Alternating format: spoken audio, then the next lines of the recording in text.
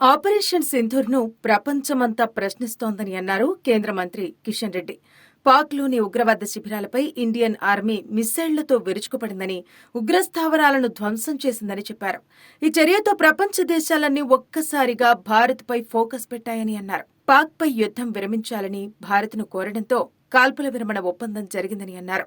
ఈ సందర్భంగా యుద్ధభూమిలోని సైనికులకు సంఘీభావంగా కేంద్ర మంత్రి కిషన్ రెడ్డి ఆధ్వర్యంలో సెల్యూట్ టు సోల్జర్స్ కార్యక్రమం నిర్వహించారు.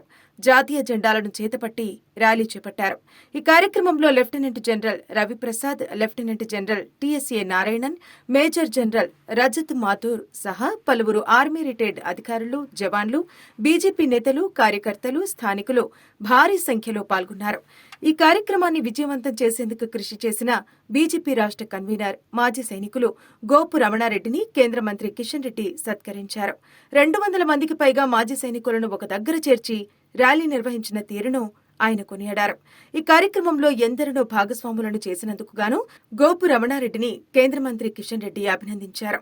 ఇలాంటి కార్యక్రమాలు మరెన్నో చేయాలని, దేశాభివృద్ధిలో భాగం కావాలంటూ గోపు రమణారెడ్డిని కేంద్ర మంత్రి కిషన్ రెడ్డి ప్రోత్సహించారు.